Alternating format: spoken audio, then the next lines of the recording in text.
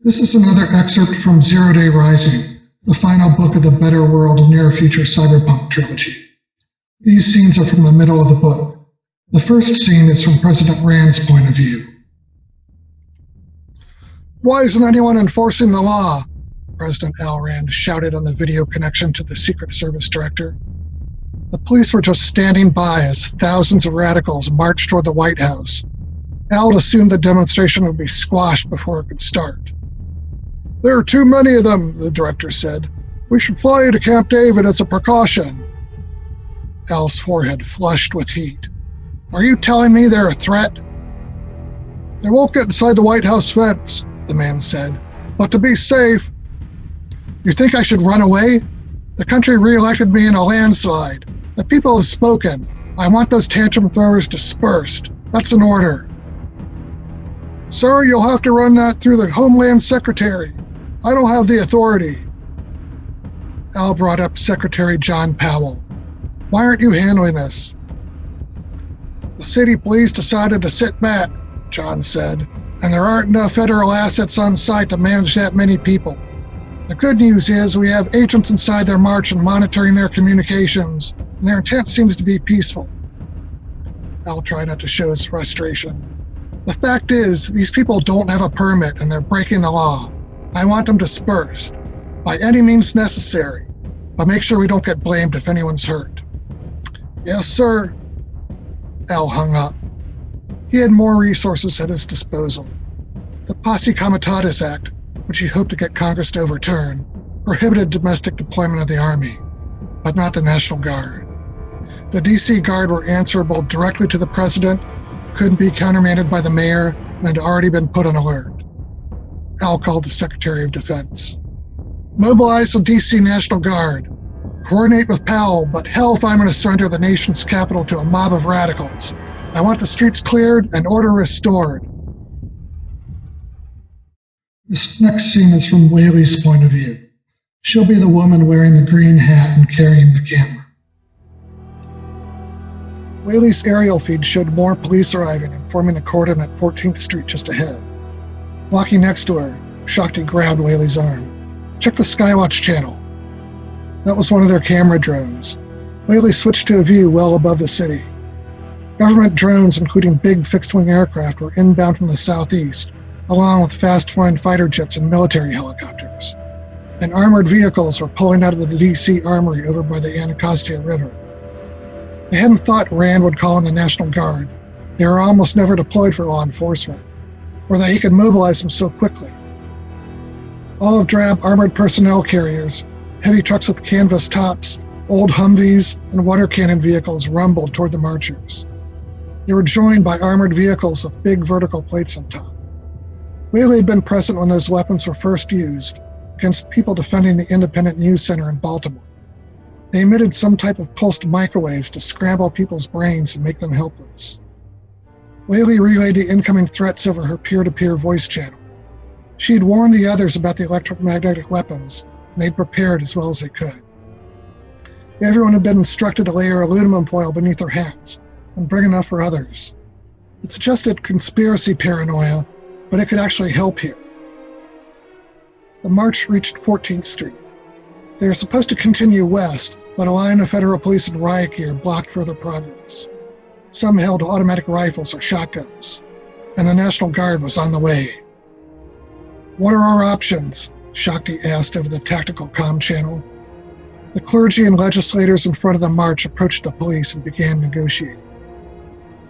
As Waylee and the others waited, her signal app detected strong pulses north and south of the mall. Their lower drones began dropping out of the sky. Fighter jets arrived. Puffs of smoke erupted from the marchers' high-flying drones. The Skywatch channel went blank.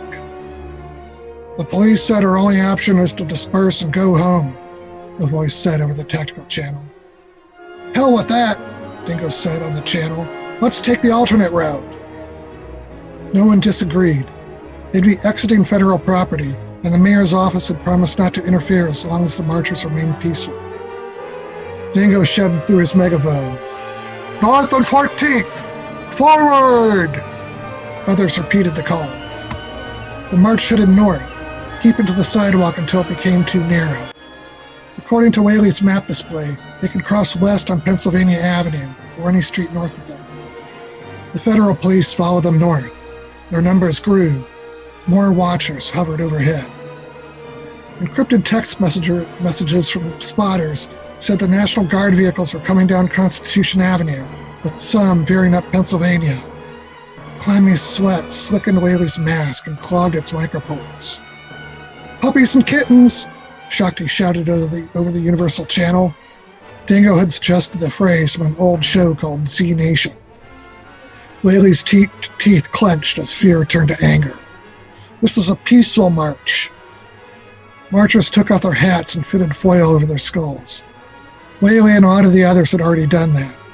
They tied on lemon or vinegar-soaked bandanas to protect against tear gas. Waylee said lemon juice. She hated the smell of vinegar. Police had set up a roadblock at the massive intersection with Pennsylvania. Lines of armor-clad men behind big plastic shields. Again, the clergy and state legislators went up to negotiate. Armored vehicles arrived from the east and north, including 2 with the big metal plates on top, and 2 more fitted with water cannons. 2 more microwaves at Constitution and 14th, the man's voice said in Waylee's channel. Water cannons, too. Disperse now, a voice came from a loudspeaker atop one of the armored cars. This is your final warning. Where would they disperse to? They were trapped between massive buildings. Police slapped cuffs on the negotiation team and hauled them off. Armored vehicles advanced, filling all 6 lanes of 14th Street. Like in Baltimore so long ago, black stripes streaked across Waylee's data glasses, scrolling irregularly from top to bottom. This time, thanks to the foil, she didn't get dizzy and sick. She pulled off her data glasses and brought up her shielded video camera. Not everyone was prepared for the electromagnetic attack, though. At least a dozen people writhed on the ground. Police shot tear gas canisters into the crowd. Dingo and others picked them up and threw them back at the cops. Water cannons sprayed the front marchers, sweeping back and forth, soaking people and knocking them off their feet. While many held their ground, some holding up shields of their own, others retreated. Waylee and Shakti rushed behind a parked white sedan with city decals and took cover. Dingo accompanied them but remained in the street. Steadying her camera against the car roof, Waylee kept filming. A contingent of young people, most garbed in black with mismatched helmets and backpacks, advanced toward the police lines. They wore bandanas or gas masks and carried shields or slingshots. Black blockers, most likely. The ones carrying shields formed a barricade, the same way the riot police did. Others loaded liquid-filled balloons into big slingshots. Fire! One of the black blockers yelled. Balloons arced through the air toward the water cannon vehicles. Red paint exploded where they hit, some splattering the windshields. Aim for their cameras, too! Dingo shouted on his megaphone. The barrage of paint balloons continued. The armored police fired more canisters. Blinding white flashes exploded among the marchers, and loud bangs echoed up and down the street. The sound was deafening, and shockwaves rattled Waylee's bones. Other police pointed shotguns and blasted the crowd with beanbags and plastic bullets. Most bounced off shields. Plastic rounds smacked the windshield of the car protecting Waylee and Shakti, leaving a circular web of cracks. Except for the black blockers, the march collapsed into chaos. People screamed and tried to run back the way they'd come. Trouble was, they were being attacked from the other direction, too. It was getting hard to see with all the smoke. Ears ringing, Waylee turned to Shakti, who was trembling. We have to abort, she shouted. People are getting hurt. Shakti rushed into the street and grabbed Dingo's megaphone. The police were jamming all their electronics. Dance till you drop, she yelled. Pass it along! That was the code to split up and head to safe houses around the city. A lot of the marchers were locals and knew where to go.